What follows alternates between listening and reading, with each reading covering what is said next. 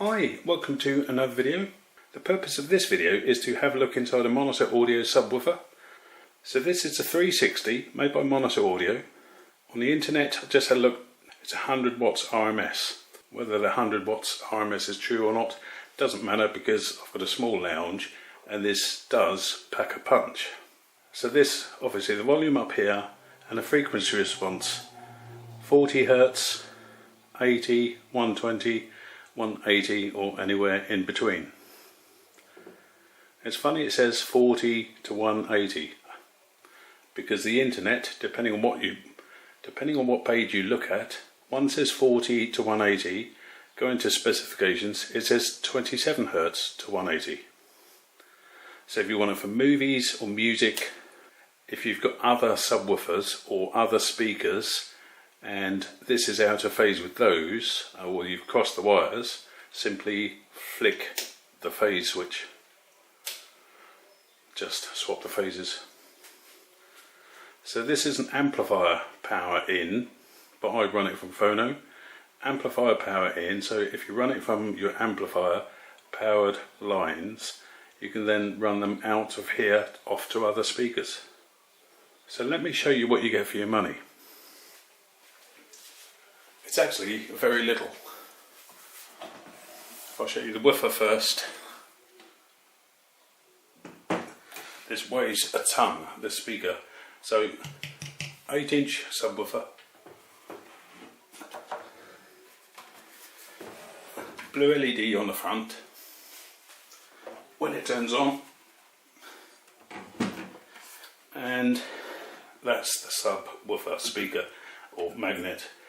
It's huge and very heavy. One thing I was impressed with is the thickness of this wood. I'm pretty sure it's MDF. So about 18 millimeters or 3/4 of an inch nearly. My external light's just gone off. So 3/4 of an inch, 18 mil MDF, and another bit glued on up the front. But doesn't stop it from sounding boxy. Don't know the brand of this sub. Couldn't find it on the internet, but I could find like JBL, Rockford Fosgate, Pioneer subwoofers from anywhere from £70 to £150 for 300 watt sub speaker. So between 70 and 150 you can get yourself a quality woofer. What is important is I read one of the reviews on a subwoofer on Amazon. So a customer of Cambridge Audio subwoofers, about £350, not bad systems, he said he couldn't hear any mid-range. Well, it's a subwoofer, you do not get mid-range and treble, it's the bass only. And I'm guessing, depending on what you're driving it from, what amplifier, and whether it's a TV, CD, DVD player, you need to establish, is your amplifier frequency response low enough to drive a sub? If it's not putting out frequencies of less than 120, 130 Hz, there's no point buying one. Right, so that's the back of the sub. Now let me show you what you get for your, I don't know, 5, 6, 7, 800 pound on this particular model anyway. This is the sponge that sits on the roof of that cabinet and holds the LED wire up.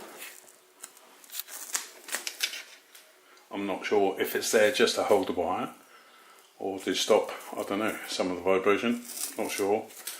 So they couldn't afford a plug, look at that, soldered wires, same here, save money on the plug, solder wires from here down to the amp. This is the powered input from your amplifier, so powered amplifier in, and then you can drive other speakers on the output. So that's the preamp with the crossover frequency and volume control. This is what shocked me today. So certainly smaller than the KEF subwoofer I repaired, probably half the power of that KEF. So in hindsight that KEF was actually a good amplifier. Except look, this subwoofer is an expensive system, but this PCB is the cheapest of the cheap. It's not even double-sided. You see these links everywhere? join up the tracks. It's a cheap and nasty PCB. Look at that amplifier. So 2 smoothing caps, bridge rectifier. So that's a power supply, which means your amp is here. This little amp. 1 old-fashioned transformer. And does this look similar? This is a 50-60 watt kit amplifier from eBay that I bought a long time ago. Roughly 50-60 watts. Do you see much difference? No. So I'm not bothered too much because, as I say, this amp and sub combination is more than ample for my small lounge. So 100 watts RMS, they quote. So I'm not going to quibble about that because it's too powerful for my needs.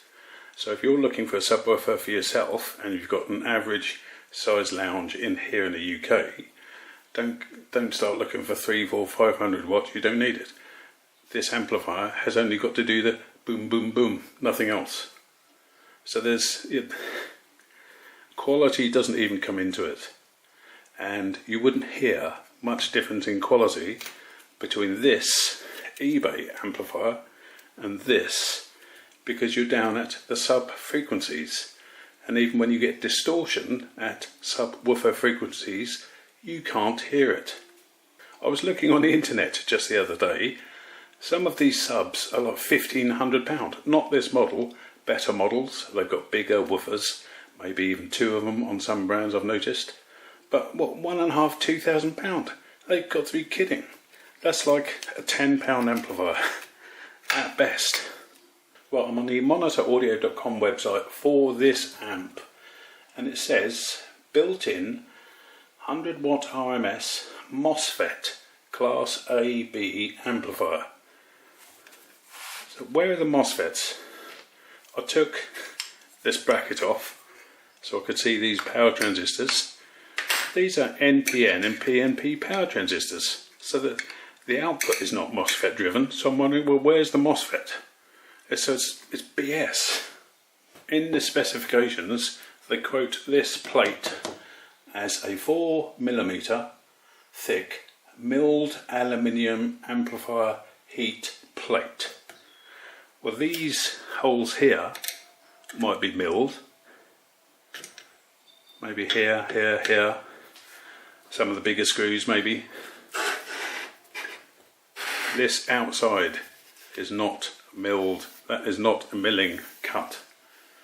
That's it, I don't know, either a big press cutter or a plasma cutter. So that hasn't been milled. So that's, yeah, the bit you can see hasn't been milled. So in summary then, so simple mains transformer, very simple power supply, and a very simple, cheap and dirty amplifier. So the money you're paying in a monitor audio sub is certainly not gone into the amplifier design, because you get the same design or better from eBay for a tenner. I know this is old. In fact, speaking of old, manufacture date 2003. I bought this in something like 2006, so this had been sitting on the shelf for years. That's a bit how's you doing, isn't it? No connector. Soldered there, plugged in down there. I mean, so with hindsight, this looks like it has only half of the electronics as the KEF, so that makes the KEF subwoofer more valuable or more costly to build. It was certainly a bigger woofer anyway. But I'm wondering, why do these cost hundreds and hundreds of pounds? Because this is all cheap and cheerful, all of it. And there's no clever subwoofer design. It's an amplifier that amplifies frequencies from 30-40 Hertz up to about 130, or in this case 180 Hertz. A pressed metal frame, is it? Not cast or anything. So that's not going to cost megabucks, is it? The speaker, cheap cabinet, very cheap electronics. I mean, this is old. I guess they've improved. nowadays, but by how much? So Monitor Audio, you are paying an awful lot of money for nothing. There is nothing in here, just a lot of air, a lot of space. I think this system with its 8-inch subwoofer sounds nice, but not for the money. I shouldn't have had to pay more than a few £100. Yeah, £200 or £300 tops, absolute tops. Any more than that, you're throwing the money at the name, because you're certainly not putting it into the electronics. £10 from eBay years ago, and this will perform as well as this amp down here. So this is the Monitor Audio website, just before I go. So it's a 360, years active, 2006 to 2008, well, not very long then. 100 watts RMS, MOSFET, class A/B amplifier.